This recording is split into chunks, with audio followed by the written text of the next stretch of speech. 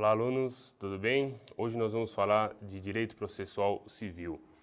Todos os senhores sabem que nós estamos com um novo CPC em vigor e vou tratar hoje de um assunto que teve uma grande modificação em relação ao Código de 1973. Nós vamos falar daquilo que foi tratado no novo CPC de tutelas provisórias. Só para fazer um breve histórico, nós tínhamos um sistema no Código anterior que tratávamos de tutelas de urgência. E lá nós tínhamos tutelas cautelares e tutelas antecipadas, ou antecipação dos efeitos da tutela, com sistemas completamente diferentes um do outro. Mas, na realidade, o que queríamos no Código 73 era realmente tutelar uma situação de urgência. O que fez o novo CPC? O novo CPC realizou uma unificação desses sistemas dentro de uma única chancela, que é as tutelas, que são, melhor dizendo, desculpa, as tutelas provisórias. No novo CPC, nós temos esse título e com uma divisão bem simples. Nós temos tutelas provisórias baseadas na urgência e tutelas provisórias baseadas na evidência. Dentro das tutelas provisórias de urgência, nós temos uma outra subdivisão que vai depender de uma situação muito parecida com o que existia no Código anterior. As tutelas provisórias de urgência podem ser divididas em tutelas provisórias de urgências cautelares e tutelas provisórias de urgência satisfativa. E aí a questão é baseada no que eu quero com o meu provimento. Se eu quero assegurar que o processo futuro seja um processo viável, ou seja, que eu consiga discutir a existência ou não desse direito, eu vou me basear numa tutela de urgência cautelar. Assim como era no Código passado, as tutelas cautelares típicas e atípicas. Aqui nós temos a tutela provisória de urgência cautelar. Agora, se o meu problema na verdade, antecipar, acautelar, melhor dizendo, antecipar o direito propriamente dito, ou satisfazer o direito propriamente dito, aí eu vou partir por aquilo que a gente chama de tutela de urgência satisfativa. O Código, e aí o legislador cometeu aí um equívoco que tratou essa tutela de tutela antecipada. Mas melhor, para um melhor entendimento, a gente chamar essa tutela antecipada de tutela satisfativa. Então, basicamente, nós temos o seguinte: tutela de urgência. Quais são as tutelas de urgência? Tutela cautelar e tutela satisfativa, que o Código chama de tutela antecipada. Basicamente, a tutela cautelar para assegurar a discussão do direito num processo futuro, num momento futuro, e a tutela satisfativa para satisfazer o direito naquele momento. O professor Fred Didier tem uma passagem que ele conta de um aluno que fez uma relação tratando dessas duas tutelas. É um exemplo mais ou menos jocoso, mas é interessante, porque é o seguinte: quando duas pessoas estão ali brigando por um pedaço de bife, vamos imaginar, se uma delas vai até o juiz e diz: juiz, vamos guardar esse bife na geladeira para verificar de quem é o direito, Nesse momento nós estamos falando de uma tutela cautelar, uma tutela provisória cautelar. Eu estou guardando para verificar de quem será o direito. Guardando aquele bife na geladeira para verificar de quem é o direito. Agora, se uma das pessoas diz assim ao juiz: juiz, eu preciso de um pedaço desse bife porque eu estou morrendo de fome. Se eu não comer um pedaço desse bife, eu vou morrer. Aí nós temos uma tutela satisfativa. Então, basicamente, o que nós temos? Fazendo uma comparação aí, com esse exemplo. Tutela cautelar é geladeira e tutela satisfativa é frigideira. Ou seja, se eu quero satisfazer parte do meu direito, o meu direito agora, não posso esperar o final do processo, eu vou lá na tutela satisfativa, tutela provisória de urgência satisfativa. Agora, se eu quero apenas acautelar uma situação para que ela seja discutida futuramente, eu vou buscar a tutela provisória de urgência de natureza cautelar. Essas são as duas tutelas de urgência. Mas ainda no que diz respeito à tutela provisória, nós temos uma novidade no CPC, que é a tutela da evidência. E aí, a tutela da evidência é baseada em quê? Na probabilidade da existência do direito, né? Elementos que evidenciem a probabilidade do direito. O que isso quer dizer? A argumentação do autor ela é tão forte, né? Baseada aí numa narrativa fática que está comprovada com documentos, né? Por exemplo, pode ser baseada aí em algum precedente, súmula vinculante, que eu não vou precisar esperar o final do processo para que eu tenha antecipada, na verdade, aquela tutela. Então, essa tutela é baseada na evidência. Mais à frente eu vou tratar um pouquinho dessa tutela da evidência para a gente verificar qual é o seu mecanismo, bem rapidamente, para a gente verificar quando que ela é proferida. Então, basicamente, nós temos esse cenário. Eu tenho uma chancela de tutelas provisórias e aí eu tenho uma subclassificação, tutelas provisórias de urgência e tutelas provisórias da evidência. Tutela provisória de urgência, eu tenho uma outra subclassificação, que é a tutela provisória de urgência de natureza cautelar e a tutela provisória de urgência de natureza satisfativa e a tutela da evidência, que será sempre satisfativa, ok? Bom, vamos falar um pouquinho das tutelas de urgência, especificamente as tutelas de urgência, que são essas duas que nós acabamos de dizer, a cautelar e a satisfativa. Lembrando, mais uma vez, que o código chama de tutela antecipada. Mas só fazendo uma correção, por que eu chamo de satisfativa? Aliás, acompanhando parte da doutrina que trata dessa forma.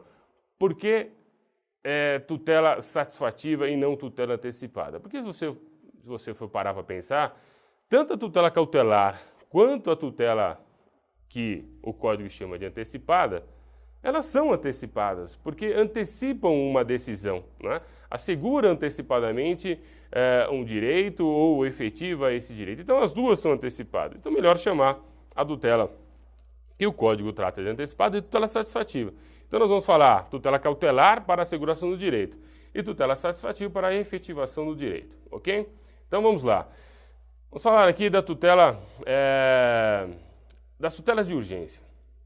No código passado, como eu falei, nós tínhamos as tutelas de urgência tratadas nas cautelares e nas tutelas antecipadas. E tínhamos uma diferença em relação aos seus requisitos mínimos, que para as tutelas cautelares eram aqueles famosos fumbans iuris e periculum in mora, não é? A fumaça do direito e o perigo da demora.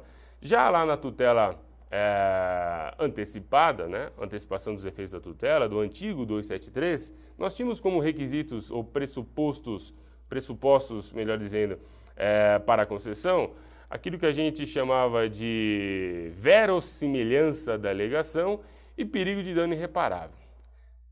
Para ser sincero, era exatamente a mesma coisa, ok? Mas o legislador trazia isso de forma diferenciada e aí, evidentemente, na operação, quando nós íamos realizar aí as nossas petições iniciais, tanto de cautelar quanto de pedido de tutela antecipada, nós tínhamos tínhamos que trazer esses requisitos com essa nomenclatura. O que fez o novo CPC? Lá no artigo 300 do novo CPC, ficou estabelecido, né, dois requisitos, na verdade. Nós vamos ter elementos que evidenciam a probabilidade do direito e o perigo de dano ou risco ao resultado útil do processo. Então, nós temos unificados dois requisitos, na verdade, para a concessão das tutelas provisórias de urgência. Quais são? Elementos que evidenciem a probabilidade do direito e ainda o perigo de dano ou risco ao resultado útil do processo. Basicamente, meus queridos, nós estamos falando exatamente dos requisitos que nós tínhamos no sistema passado, só que agora de uma forma unificada, tanto para a tutela cautelar quanto para a tutela satisfativa ou, lembrando mais uma vez, a tutela antecipada que o código trata, nós temos esses dois requisitos. Então, basicamente, nós precisamos preencher esses dois requisitos. E nós temos uma questão muito importante, que é uma novidade no CPC. No que diz respeito à tutela antecipada, que o código trata, mas aquilo que nós estamos tratando aqui de tutela satisfativa, no código anterior, eu só poderia ter essa tutela de forma incidental. O que era isso? A tutela antecipada incidental era aquela que era requerida juntamente com o pedido de tutela definitiva. Só para a gente lembrar, tudo que eu posso requerer em tutela definitiva, estou autorizado a requerer em tutela provisória. Então, basicamente é isso. Qual é a novidade do novo CPC? Agora é possível que nos dirijamos ao juízo e para requerer uma tutela provisória antecedente satisfativa. O que isso quer dizer? Eu posso buscar o judiciário apenas então somente para requerer uma tutela satisfativa. E uma tutela satisfativa de forma antecipada. Basicamente, o que eu quero que os senhores entendam. Antes, vamos dar um exemplo aqui de tutela satisfativa. Eu quero retirar o nome do meu cliente do Serasa, porque foi incluído de forma indevida e a dívida está paga.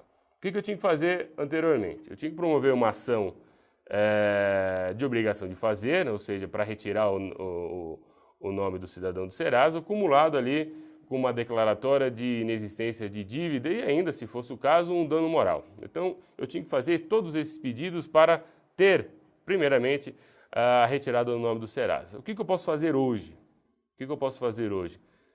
Eu vou decotar essa discussão. Primeira coisa que eu quero, que é uma situação que envolve aí um dos elementos, que é o perigo de dano, não é? Eu quero retirar o nome do Serasa. Então, o que eu vou fazer? Eu vou promover uma ação, um pedido, melhor dizendo, antecipatório, de caráter satisfativo e urgente, para retirar o nome do Serasa. Basicamente isso. Eu vou deduzir na minha petição inicial o pedido de retirada do nome do Serasa, baseado nos elementos que evidenciam a probabilidade do direito, porque eu vou trazer elementos ali que a dívida está paga e vou também trazer elementos que indiquem que isso vai me gerar um dano, né? Um perigo de dano ou risco ao resultado útil do processo. Aqui, especificamente, perigo de dano. Então, eu vou trazer só essa discussão. Eu não vou discutir lá na frente se a dívida está paga, não vou discutir agora, desculpa, se a dívida está paga, se eu quero dano. Aqui eu estou discutindo, eu estou pedindo que o nome seja retirado do Serasa. Basicamente isso. Um outro exemplo muito claro em relação à tutela satisfativa, por exemplo, o pedido de internação. O plano de saúde está negando a internação, dizendo que o seu cliente tem que cumprir carência.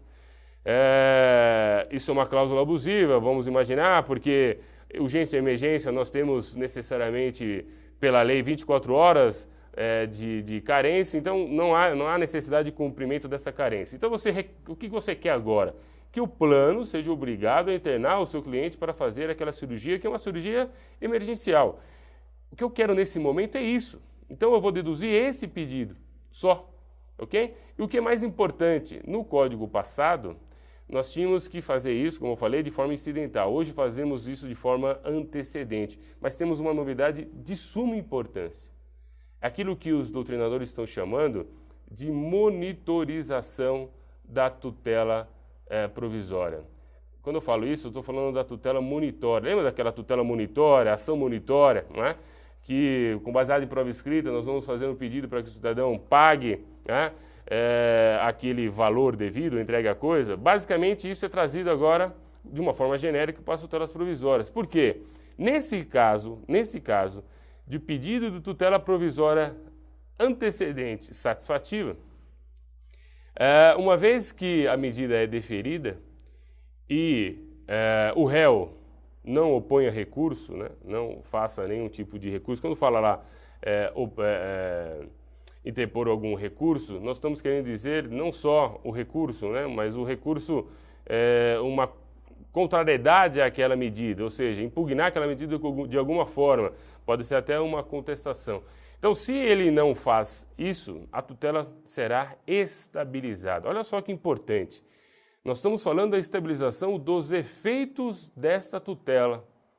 Então, basicamente é o seguinte, eu vou fazer um requerimento, vou fazer um pedido, né, uma petição inicial, baseada só nesse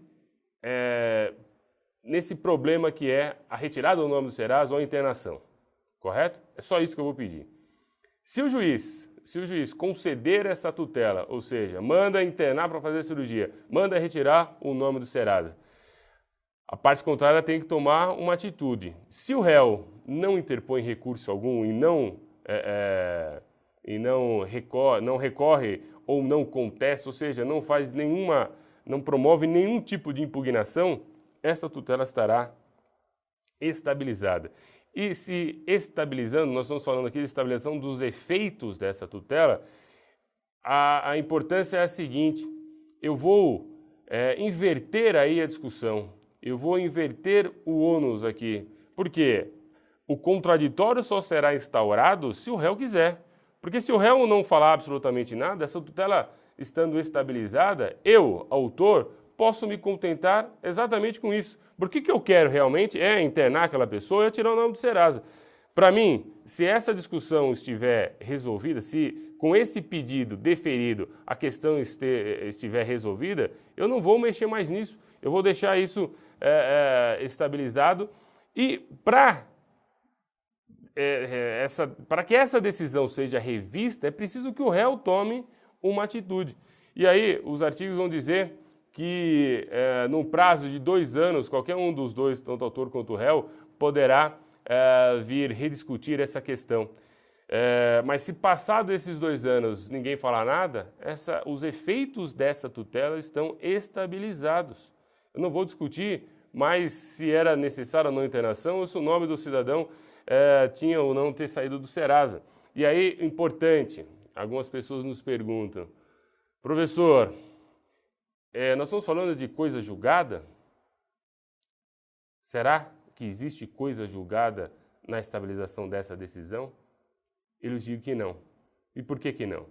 Porque nós estamos falando de uma tutela provisória. Lembrem-se que nós fizemos um pedido de tutela provisória antecedente satisfativa. Foi isso que foi concedido pelo juiz. A parte contrária não impugnou de nenhuma forma, nem por recurso, nem por contestação, ou seja, essa tutela estabilizou-se, passou-se os 2 anos dessa decisão e também não houve mais discussão. Nós estamos aqui diante de uma estabilização, sim, dos efeitos dessa decisão. Só que o detalhe, o mérito não foi analisado. Se o mérito não foi analisado, e essa regra não mudou, se o mérito não foi analisado, nós não podemos chamar isso de coisa julgada, ok? Eu posso até vir a discutir posteriormente se a carência tinha que ser cumprida, etc., mas a internação não vou discutir mais. Eu posso até vir a discutir se a dívida existe ou não, só que o nome do Serasa eu não vou discutir mais, porque senão não pode voltar para o Serasa. A internação com a cirurgia realizada, eu não vou desfazer, evidentemente, e nem muito menos